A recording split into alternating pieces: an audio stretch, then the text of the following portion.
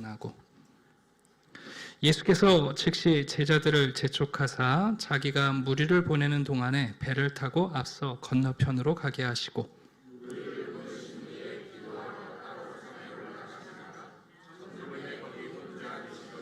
배가 이미 육지에서 술이나 떠나서 바람이 거스름으로 물결로 말미암아 고난을 당하더라.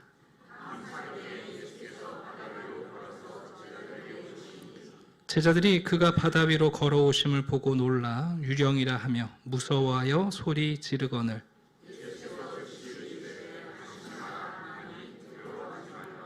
베드로가 대답하여 이르되 주여 만일 주님이시거든 나를 명하사 물 위로 오라 하소서 하니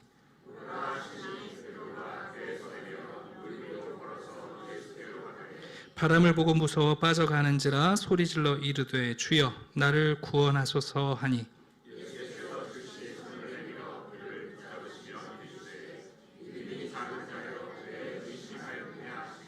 배에 함께 오름에 바람이 그치는지라 배에 있는 사람들이 예수께 절하며 이르되 진실로 하나님의 아들이로소이다 하더라.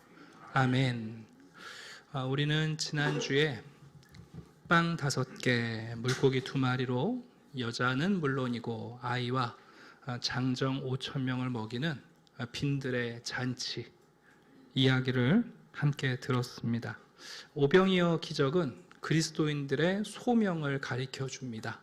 예수님께서 갈 것 없다. 너희가 먹을 것을 주라. 예수님께서 우리를 제자로 부르셨을 때 제자의 사명은 무엇인가? 세상의 모든 필요에 대해서 우리에게 주라 하시는 명령이 우리의 소명입니다. 우리가 가진 것이 많지 않을지라도 우리가 그 명령에 순종할 때 하나님께서 그 모든 필요를 공급하신다는 것, 그것을 우리가 경험하게 됩니다. 이제 오늘은 이어서 예수님께서 물 위로 걸어오시고 베드로가 잠시나마 물 위를 걸었던, 그러나 바람과 파도를 보고 두려워서 물에 빠졌던 이 이야기를 통해서 믿음의 삶이라는 게 어떤 것인가 생각하게 됩니다. 우리가 다 지금 신앙생활을 하고 있는데 믿음의 삶은 3가지 단계가 반복됩니다. 첫 번째는 두려움이고, 두 번째는 의심이고, 그리고 3번째가 구원입니다.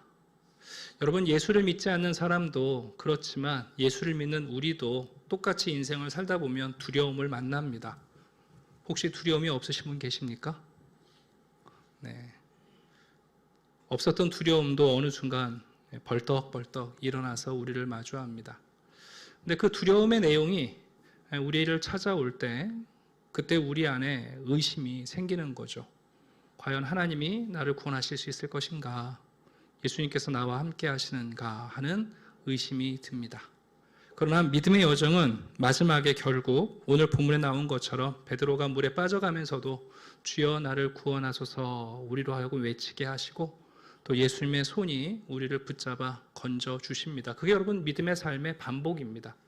그러면서 작았던 믿음이 조금씩 굳건하게 우리의 믿음의 진보를 이루게 됩니다. 근데 참 아쉬운 것은 뭐냐 하면 여러분 들에 있는 꽃들도 알고 하늘의 새도 아는데 하나님이 우리의 필요를 공급하신다는 사실을 우리는 참 더디 배우게 됩니다. 바람이 역풍이 불어서 우리가 갈 길을 막고 또 파도가 쳐서 우리가 탄 배가 침몰할 수 있다는 생각이 들면 우리도 모르게 정말 이러다가 죽는 것 아닌가, 이러다가 끝나는 것 아닌가 하고 늘 두려움이 우리를 찾아옵니다. 이제 오늘 본문의 이 놀라운 기적 이야기를 마가복음을 보시면 마가는 제자들의 믿음이 약하다라는 입장에서 평가하고 기록을 하고 있고요. 마태는 거꾸로 비록 제자들의 믿음이 작아 보이지만 그러나 이 작은 믿음도 귀하다라는 입장으로 서술을 해가요. 그러니까 똑같은 사건인데 마가는 조금 더 냉철하게 평가하고 있고 마태는 약간 더 호의적으로 평가하고 있어요. 그 차이를 여러분이 보시면 좀 더 의미가 있을 것 같습니다. 자, 오늘 본문을 통해서 아마도 여러분들에게 익숙한 본문입니다만 그래도 또 오늘 우리에게 주시는 믿음에 대한 예수님의 도전을 함께 배우면 좋겠습니다. 먼저 한번 22절 볼까요? 예수께서 즉시, 여기 즉시라는 말은 방금 전까지 빈들에서 여러분 잔치를 벌였지 않습니까? 그 잔치가 끝나자마자 예수님이 제자들을 재촉하셔서 배를 타고 건너편으로 보내셨다는 기록입니다. 사실 여러분, 잔치가 끝날 때쯤 제자들의 인기가 하늘을 뚫지 않았겠어요? 예수님만 인기가 올라간 게 아니라 여러분, 빵을 나눠주었던 제자들도 얼마나 큰 존중을 받았겠습니까? 그런데 예수님께서 갑자기 야, 여기 더 이상 머무르지 말고 배 타고 건너편으로 가라 그러십니다. 요한복음을 보시게 되면 벳세다라는 지역이 나오는데, 사실 갈릴리 호수가 아몬드 모양 비슷하게 생겼는데요. 갈릴리 주변에는 벳세다라는 지명이 여러 곳 있어요. 왜냐하면 이제 성경에 익숙하신 분들은 여러분이 좀 이해하실 텐데, 벳 그러면 집이란 뜻이에요. 베델. 그리고 세베대라는 말이 이름이 아니라 직업이거든요. 어부. 그래서 벳세다는 어부의 집이에요. 그 얘기는 뭐냐면 갈릴리 호수 주변에서 어부들 모이는 협동조합, 일종의 휴게소, 그런 데는 전부 다 벳세다라고 불렀어요. 그러니까 갈릴리 호수 주변에 벳세다가 여러 곳이 있는데 예수님께서 이곳에서 저곳으로 건너가라 하고 명령을 내리신 거죠. 갈릴리 호수의 그 폭이 넓은 곳은 한 8.8km 정도 되고 좁은 것도 6.5에서 6.6km 정도가 됩니다. 굉장히 큰 호수지요. 그래서 유대인들은 바다라고 부르고, 실제로 호수임에도 불구하고 산 골짜기에서 오는 바람 때문에 파도가 있는 호수예요.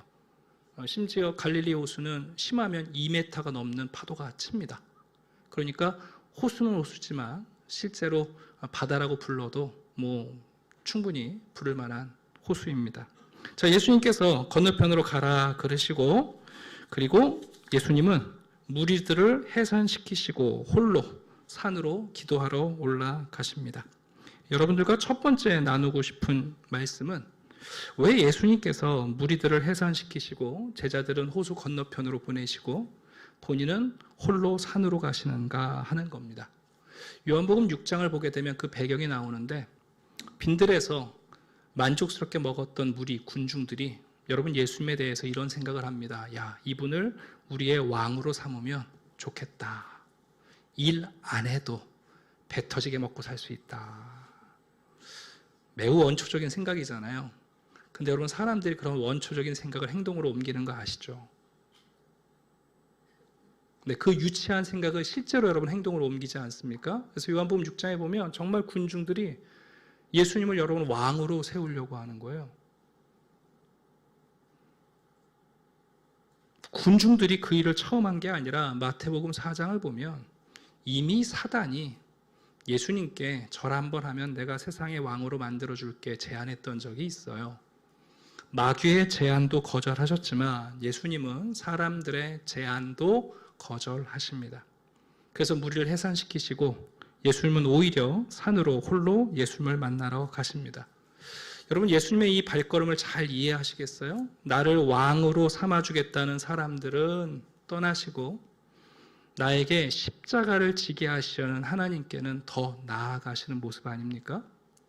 솔직히 우리는 누군가가 나를 존중해주고 나를 환대해주면 그 자리 가고 싶어 하잖아요. 근데 나를 거절하고 나에 대해서 폄하하고 나를 괴롭히는 사람들이 있으면 그곳에 가고 싶은 마음이 없죠. 근데 여러분, 예수님께서는 왕 삼으려는 무리를 떠나셔서 십자가를 지우시는 하나님께 즉시 나아가셨습니다. 예수님은 철저한 기도의 사람이셨습니다.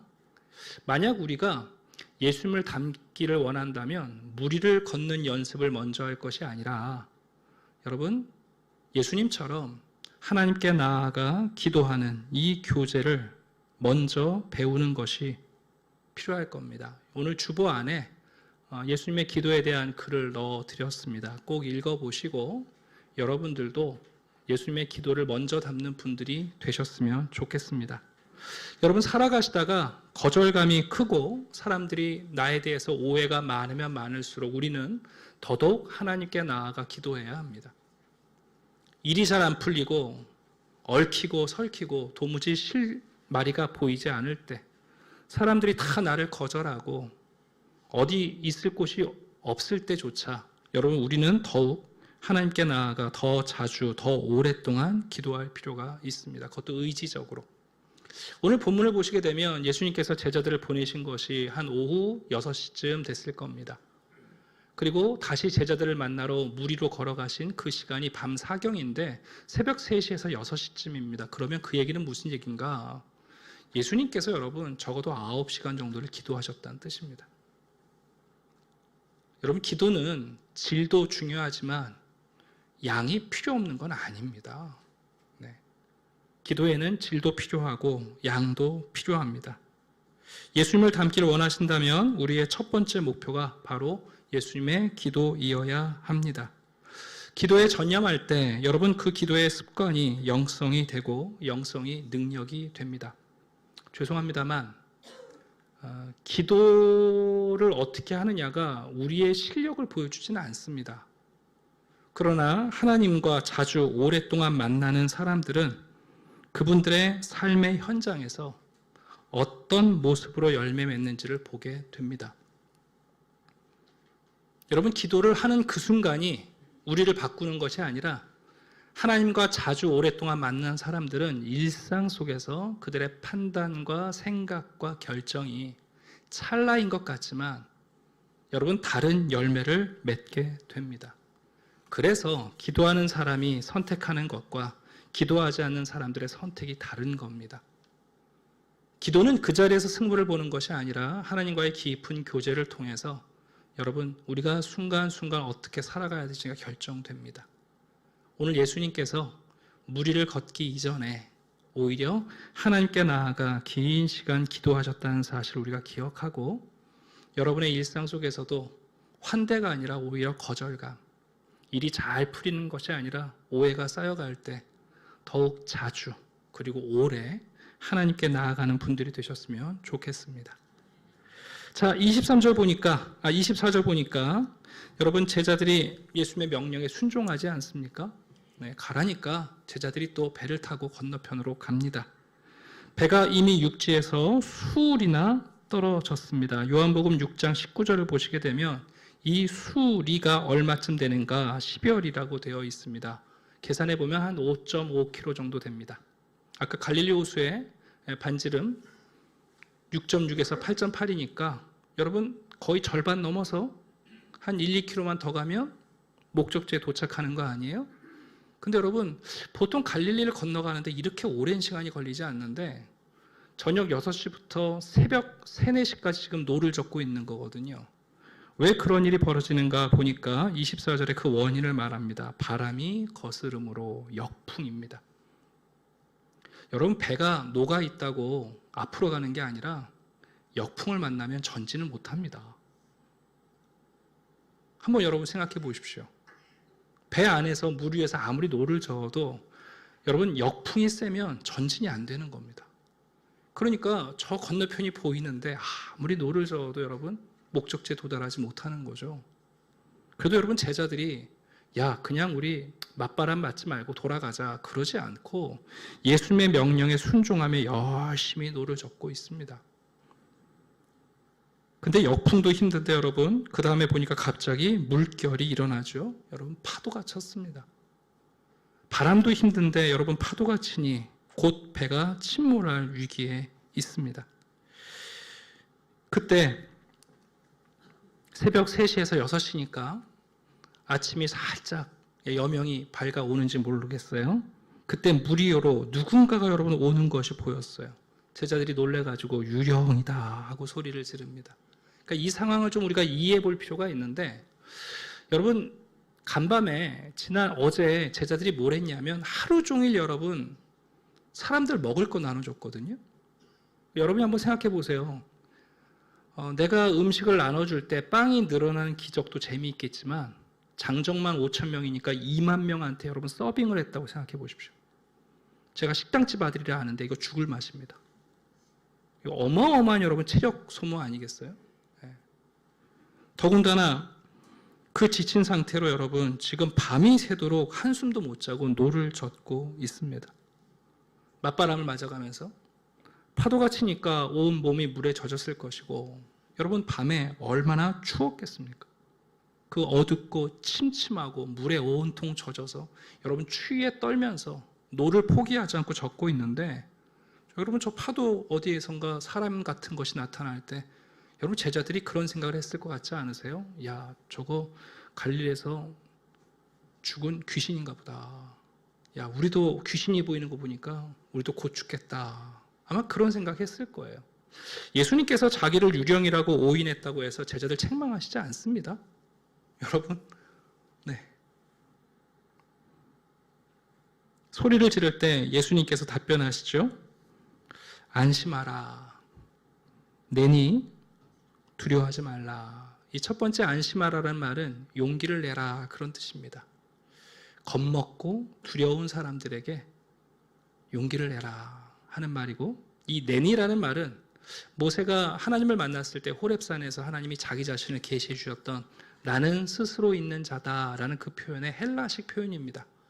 다시 말하면 하나님이신 분이 내가 바로 하나님이다 그럴 때 쓰는 표현이에요. 그러니까 예수님께서 용기를 내라. 내가 바로 하나님이다.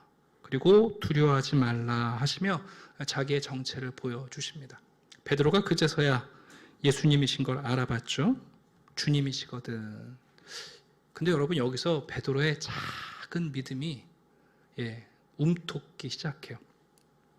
어제 무슨 일을 했냐면 그동안에는 예수님이 기적을 행하시면 제자들은 지켜만 봤어요. 근데 어제 오병이어 기적을 베푸실 때는 자기들이 빵을 나누어 주면서 예수님의 기적에 동참했단 말이에요. 여러분 베드로가 예수님의 무리를 걸어오시는 것을, 바람을 이기시고 풍랑을 이기시는 것을 보며 그 기적에 나도 이번 기적에도 동참할 수 있을까?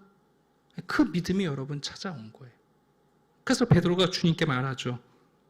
주님, 저에게 명령하시면 저도 무리를 걸을 수 있을 것 같습니다. 어제 너희들이 먹을 것을 주어라 축사하시고 빵을 우리에게 주셔서 나눠줄 때, 그 명령에 순종할 때 빵이 늘어났던 것처럼 예수님 만약 이 기적도 제가 참여할 수 있다면 내게 명령하시면 제가 걸을 수 있을 것 같습니다.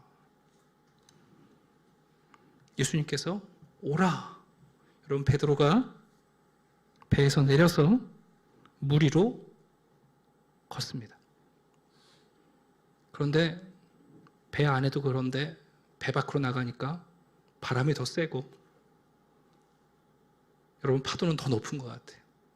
배 안에 있을 때는 그래도 배가 나를 보호해 주는데 배에서 내리니 여러분 그 파도 소리와 바람 소리가 여러분 다시 더 큰 두려움으로 베드로를 엄습합니다.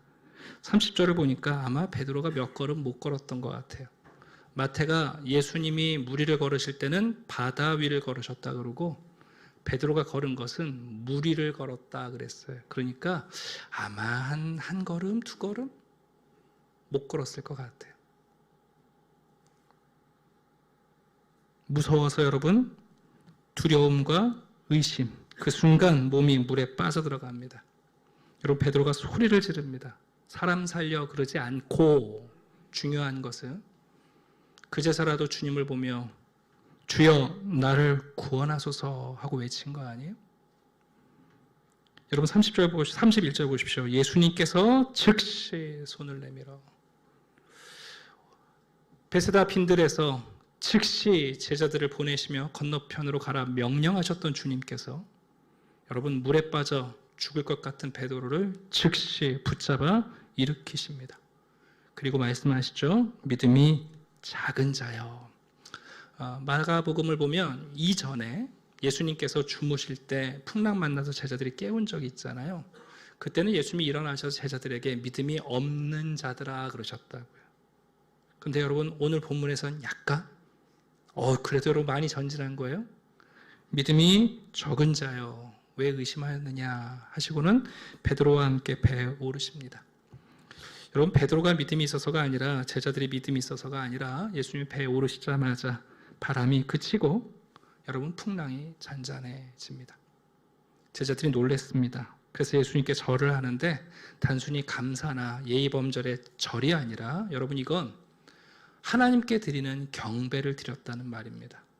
그리고 이 순간 드디어 제자들의 인식 속에 예수님을 단순히 선생님이 아니라 진실로 하나님의 아들이시다 하며 신적 경배를 드리는 내용입니다. 여러분, 이 믿음이 기회가 되어서 조금씩 자라면서 잠시 후면 마태복음 16장 16절에 베드로가 드디어 주는 살아계신 하나님의 아들입니다 하는 그 믿음의 첫 번째 단초가 이 사건 안에 담겨 있음을 우리에게 보여줍니다.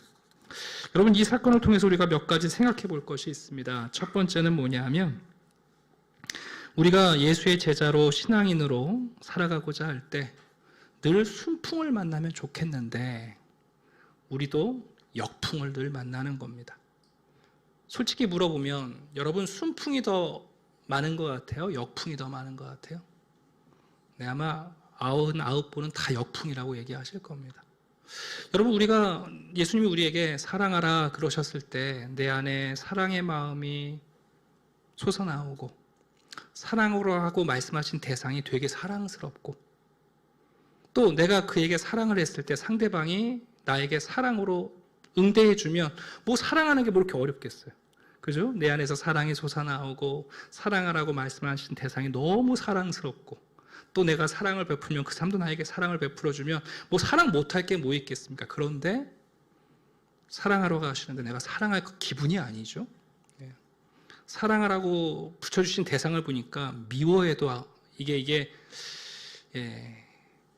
견디는 것도 힘든데, 또 내가 친절하게 사랑을 베풀면 상대방이 나에게 그런 뭐 선한 일을 하는 게 아니라 오히려 여러분 비아냥거리고 오히려 공격하면 여러분 그 사랑 실천하는 게 매우 어렵거든요. 솔직히 말하면 우리의 인생에는 순풍이 아니라 늘 역풍이 있고, 더군다나 우리 그리스도인들이 예수를 따라 살아간다는 건 순종하지 않아서가 아니라 순종하고 있는데 역풍을 만나는 겁니다. 톰 라이트라는 영국의 신학자가 계시는데 이분이 참 재밌는 글을 쓰셨더라고요. 한번 들어보세요. 어부가 직업인 제자들이 노를 잡고 애를 써도 바람을 거슬러 나아가지 못하고 있었다. 이 세상에서 우리도 참으로 많은 것을 발견하고 배우고 발명해도 정말 중요한 일들 앞에서는 무력한 경우가 많다. 전쟁을 치르는 대단한 무기들과 기계들을 발명했지만 평화를 가져오는 기계는 아직 아무도 만들어내지 못했다. 참 통찰력 있는 표현 아닙니까?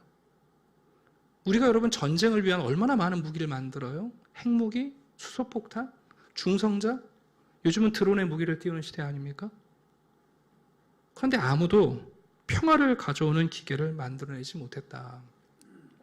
사람을 달로 데려갈 줄은 알아도 굶주린 이들에게 먹을 것을 가져다 줄 줄 모른다. 화성에 여러분 위성을 쏘아 보내고 달에 사람들을 보내는 시대입니다. 뭘 못할 게 있겠습니까? 그런데 굶주린 이들에게 먹을 것을 가져다 주는 것은 배우기가 힘든 거예요. 심해에서 노래하는 고래의 소리를 들을 수는 있지만 바로 옆 골목에서 울부짖는 인간의 울음은 듣지 못한다. 잠수정을 타고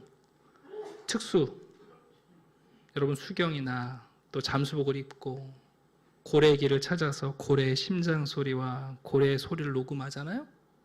근데 여러분 정작 내 앞에 사는 아파트 앞집 사는 사람들의 가정 안에서 어떤 소리가 들리는지 우리가 듣지 못한다는 겁니다. 여러분, 인간은 우리 스스로가 역풍을 만들어내고 있고요. 그래서 우리는 순종하는 가운데 사실은 순풍이 아니라 늘 역풍을 만납니다. 그렇게 쉬운 일인데 아직도 노젓고 있거든요. 어려운 일이 아니에요. 그런데 우리 아직도 도달을 못해요. 여러분, 가장 무시무시한 역풍이 뭡니까? 바로 죄 아닙니까? 내 안에 죄가 내가 하고 싶은 일이 있는데 못하게 하는 거잖아요. 내 안에 선한 계획이 있는데 여러분, 내 안에 있는 죄가 늘 내 안에 역풍을 일으키잖아요. 여러분, 부부가 사랑하고 싶지 않은 부부가 어디 있습니까? 행복하고 싶지 않은 가정이 어디 있습니까? 근데 여러분, 가족들이 역풍을 일으키는 거 아닙니까, 여러분? 여러분, 회사에서 망하겠다고 일하는 사람이 누가 있습니까, 여러분? 네.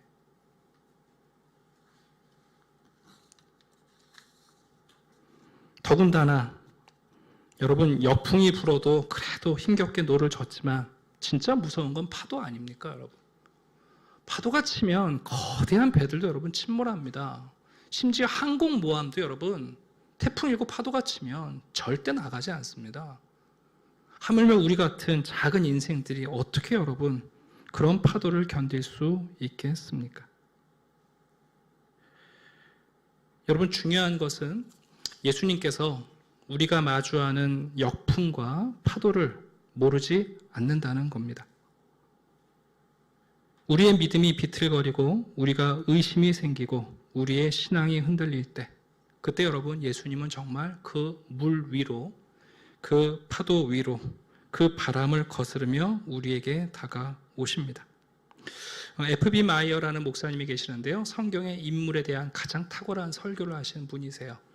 그분이 우리에게 이렇게 의미 있는 말씀을 하시네요. 예수님은 다가오실 때 우리가 두려워하는 요소들을 통로로 사용하신다. 파도가 배를 위태롭게 하고 있지만 예수님께서 그들에게 걸어오셨다. 우리의 삶에는 우리가 두려워하는 사람들과 상황들이 있지만 이것들을 통해 그리스도를 바라본다면 우리 삶의 가장 큰 복이 그것들을 통해 올 것이다. 이 F.B. 마이어 목사님은 성경에 있는 수많은 인물들과 그리고 하나님께서 그들을 어떻게 구원하신지를 연구하셨어요.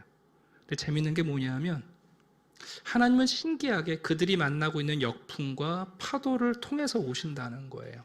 이제 한 가지 예를 좀 들어드리면, 출애굽기에 보게 되면 여러분, 이스라엘 백성들이 만난 역풍이 뭐냐면 애굽의 노예라는 거 아닙니까? 여러분, 노예가 열심히 일하면 자유인이 됩니까? 노예가 열심히 일하면 더 굴종적인 노예가 되죠. 노예가 아무리 일을 하고 노를 젓는다고 해서 여러분 자유인이 되지 않잖아요. 더군다나 애굽에서 노예 생활하고 있는 이스라엘 민족에게 이제는 여러분 파도가 일어나는 거 아닙니까? 바로가 뭐라고 그러냐면 아들 낳으면 죽이라는 거잖아요. 근데 여러분, 하나님께서 그 이스라엘 백성들을 어떻게 구원하십니까? 종되었던 그들을 기억하셔서 오셔서 그들이 꼭 죽을 것 같았던 파도, 근데 여러분, 노도 없는 갈대 상자에 한 아이를 떠내려 보내는 어머니의 그 모세를 통해서 그 모세를 다시 애굽으로 돌려보내시면서 이스라엘의 아들이 아니라 애굽의 바로 왕의 장자를 치시면서 여러분 이스라엘을 구원하시거든요. 역풍과 파도가 사라지게 하시는 게 아니라 하나님께서 그 역풍과 파도를 타고 오신다는 거예요. 그게 F.B. 마이어 목사님이 우리에게 전하고 있는 지혜이고 오늘 본문이 우리에게 주고 있는 하나님의 구원의 역사입니다. 여러분, 우리도 혹시 오늘 설교를 들으시고 집에 가서 목욕탕에 문 걸어 잠그고 물 채우신 다음에 무리를 걸려고 연습하시는 분들은 없으시겠죠? 네. 여러분, 이 본문을 초대교회는 우리도 믿음이 있으면 무리를 걸어야 한다, 그런 식으로 이해하지 않았습니다. 여러분, 바울은 4번이나 풍랑을 만나 파산했습니다만 무리를 걸으려고 하지 않았습니다. 예수님의 이 본문이 우리로고 물리적인 무리를 걸으라는 뜻이 아니라는 것, 여러분 초대교인들이 너무 잘 알았습니다. 마치 오병이어 기적을 경험하고 나서 그 이후에도 하나님 이 빵으로 100명 먹게 해주십시오 기도하지 않았던 것과 같은 겁니다. 여러분, 우리가 오해하지 말아야 할 게 뭐냐면 오늘 본문을 보시면 예수님께서 베드로에게 믿음이 작은 자여 그러셨잖아요. 대체 무슨 믿음을 얘기하는 걸까요? 저는 제가 목사지만 우리 성도님들하고 가끔 믿음이란 단어를 표현할 때 그 믿음의 내용이 다 다른 것 같아요. 제가 좀 예를 들어 드릴게요. 여러분, 수영을 못하는 사람이 수영을 배우러 수영장에 갔습니다. 그럼 강사가 제일 먼저 어떻게 설득하는지 아시죠? 선생님, 사람의 몸은 가만히 있어도 물에 뜹니다. 제발 버둥거리지 마시고 가만히 계시면 물에 뜹니다. 저 믿으시죠? 그러면 여러분, 이 강사가 말하는 믿음은 무슨 내용이죠?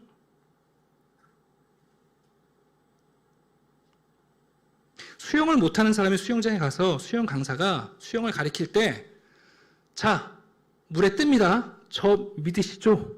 그러면 여러분, 이 믿음이 무슨 내용이에요? 여기에는 3가지 내용의 믿음이 포함되어 있는 거 아십니까? 첫 번째, 정말 사람이 가만히 있으면 폐에 공기가 있어서 뜬다는 정보가 사실이라는 믿음도 있고요. 두 번째는 혹시 물에 빠지시면 제가 건져드립니다. 저 믿으시죠? 그것도 포함되어 있고, 세 번째는 제가 수영 강사하다가 익사시킨 사람, 아니 죽인 사람 없습니다. 그 뜻 아닙니까, 여러분? 단순히 저를 믿으세요가 물 위에 뜹니다만 얘기하는 게 아니잖아요, 강사가. 좀 저를 믿고 수영을 좀 하세요. 그 얘기는 과학적 정보를 믿으라는 게 아니라 내가 당신을 지킬 것이고, 내가 당신의 물에 빠지면 건질 것이고, 기절하면 내가 인공호흡 시켜줄 것이고, 절대 죽지 않게 할 테니까 나를 믿으란 말이잖아요. 여러분, 오늘 본문의 내용이 믿음이 있으면 무리를 걷는다 그 얘기가 아닌 거예요.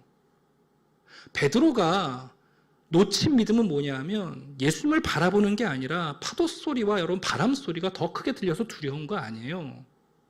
여러분, 파도와 바람은 믿으면서 왜 예수님을 안 믿냐는 거예요. 그거 아닙니까, 여러분 지금? 아니, 역풍이 불면 전진 못한다는 거 믿고 파도가 치면 침몰한다는 걸 믿는데 왜 바람을 거스리고 무리를 걸어오시는 예수님이 나를 걷게 하시고 나를 건지신다는 것을 왜 못 믿냐는 그 얘기 아닙니까? 그러니 이 본문을 가지고 여러분 또 엉뚱하게 여름에 이제 곧 휴가철 되는데 무리를 걷겠다고 연습하지 않으셔도 된다는 얘기입니다. 말씀 한 가지만 더 드리고 설교를 마치려고 합니다. 근데 진짜 문제는 뭐냐 하면 역풍을 만나고 파도를 만나는 것도 문제지만 역풍이 무섭고 파도가 무서워서 아예 건너가지 않는 배들이 있다는 게 진짜 문제입니다. 오늘날 교회 안에 있는 많은 성도들과 많은 교회들은 더 이상 건너가지 않는 배로 선착장에 묶여 있습니다. 스탠리 하우어스 목사님의 글입니다. 교회는 그 나라의 방주다. 그러나 때로 교회는 해안에서 멀리 떨어진 채 강풍과 파도에 위협받는 자신을 발견한다. 교회가 신실하다면 언제나 해안에서 멀리 떨어져 있을 것이다. 더군다나 어떤 사람들은 안전한 배에서 나와 물 위를 걷도록 명령을 받을 것이다. 시편 77편입니다. 하나님이여, 물들이 주를 보았나이다. 물들이 주를 보고 두려워하며 깊음도 진동하였고, 구름이 물을 쏟고 궁창이 소리를 내며 주의 화살도 날아갔나이다. 회오리 바람 중에 주의 우레소리가 있으며 번개가 세계를 비추며 땅이 흔들리고 움직였나이다. 그 다음이 중요해요. 주의 길이 바다에 있었고 주의 곧은 길이 큰 물에 있었으나 주의 발자취를 알 수 없었나이다. 사람들은 역풍을 봅니다. 파도를 봅니다. 분명히 체감합니다. 그런데 그 바람과 파도 위에 여러분 하나님의 고속도로가 있고 주님의 곧은 길이 있는데 그 발자취를 보지 못하고 선착장에 묶여 있든가 아니면 출발했지만 노젓기를 열심히 하면 도달할 거라고 자기의 노력에 힘을 쓰거나 아니면 용기 내어 여러분 발을 물에 내디뎠지만 예수님을 바라보지 않고 또다시 바람과 파도의 더 큰 두려움으로 빠져가는 일들이 우리 가운데 있습니다. 오늘 말씀을 전하면서 여러분들에게 이렇게 결론의 말씀을 드리고 싶습니다. 여러분, 용기를 내십시오. 네, 역풍이 없는 세상은 없을 것이고 그런 그리스도인의 삶은 없을 겁니다. 파도가 친다고 해서 걱정하지 마십시오. 좀 주님을 믿으십시오. 배가 물에 뜨니까 안심하라는 뜻이 아닙니다. 예수님이 우리를 건지실 것이고 우리를 구원해 주실 겁니다. 네. 이 시간 우리 마지막으로 찬양 하나 하고 잠깐 기도하고 마치려고 합니다. 아무것도 두려워하지 말라, 우리 가사를 생각하면서 함께 찬양하고 잠깐 기도하려고 합니다. 혹시 여러분들을 두렵게 하거나 또 여러분 안에 의심을 일으키는 일들, 그리고 진짜 죽을 것 같아서 고민되는 일들이 있으시면 이 찬양 드리시고 우리 함께 주님의 이름을 부르면 좋겠습니다.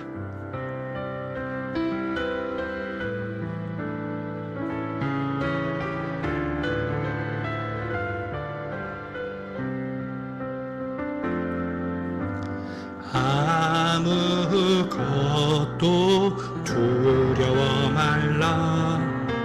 주 나의 지켜주시네. 놀라지 마라, 겁내지 마라. 주님 나를 지켜주시네. 다시 한번 고백합시다. 아무것도 두려워 말라. 주 나의 하나님이 지켜주시네. 놀라지 마라, 겁내지 마라. 주님 나를 지켜주시네. 내 맘이 힘에 겨워 지칠지라도 주님 나를 지켜주시네. 세상의 험한 풍파 몰아칠 때도 주님 나를 지켜주시네. 주님은 나의 산성, 주님은 나의 요새, 주님은 나의 소망, 나의 힘이 되신 여호와. 이 시간 우리 잠시 기도하려고 합니다. 예수님은 바람이 없다고 우리를 속이지 않으십니다. 예수님은 파도가 위험하지 않다고 말씀하시지 않습니다. 그러나 그 바람을 거스르며 그 파도 위로 길을 내시며 우리를 찾아오십니다. 신앙은 두려움 가운데 의심이 찾아올 때 다시 주님을 보고 주님 나를 구원하소서, 그 순간 즉시 나를 붙잡아 주시는 예수의 손을 경험하는 겁니다. 그때 두려움이 기쁨으로, 패배가 승리로 바뀝니다. 여러분, 그래서 고난을 통해 그리스도의 실제에 대한 깊은 신앙의 이해를 얻게 됩니다. 꼭 실패할 것 같은 그 자리에서 예수님의 인도를 받음으로 우리는 예수님이 하느님의 아들이심을 새롭게 알게 됩니다. 교회는 예수를 설명하고 예수를 설득하는 공동체가 아니라 구원받은 우리가 예수를 경배하는 공동체입니다. 오늘 이 시간 여러분이 마주하고 있는 역풍, 여러분이 가장 두려워하는 풍랑, 바로 그곳에 주님이 길을 내고 계시다는 믿음을 가지고 우리도 베드로처럼 다시 바람과 파도에 집중할 것이 아니라 예수를 바라보고 우리를 구원해 달라고 이 시간 잠시 믿음으로 기도합시다. 기도하겠습니다. 아버지 하나님 감사합니다. 우리 성도들에게 다시 주를 보게 하시며 주님을 주목하게 하시며 주님의 명령에 귀를 기울이게 해 주시옵소서. 우리가 믿음으로 살아간다는 것은 순풍만 마주하고 풍랑 없는 고요한 바다를 건너가는 일이 아님을 압니다. 내 손에 녹아 있다고 하여 나의 노력으로 인생의 목적지에 도달하는 것도 아님을 압니다. 역풍이 있고 파도가 있지라도 그 위에 길을 내시는 우리 주님을 보게 해 주시옵소서. 이 시간 하나님, 우리가 위기 가운데 두려워하며 의심하며 우리의 발이 깊은 침몰 속에 빠져 들어갈 때에 주의 이름을 부르게 하시고 우리의 구원의 이름을 부르게 하시고 즉시 우리를 붙잡아 주시는 하나님의 구원을 경험하게 하시옵소서. 오늘도 우리는 예수를 예배하고 경배하며 하나님의 아들로 고백하며 우리들의 삶의 주인이심을 알고 주님의 뜻을 따라 순종하고자 하고 하나님, 이 선한 마음과 이 거룩한 열정을 가진 성도들이 지치지 않게 하시고 그 두려움에 의심을 이겨 하나님 다시 믿음의 확신으로 나아갈 수 있도록 도와주시옵소서.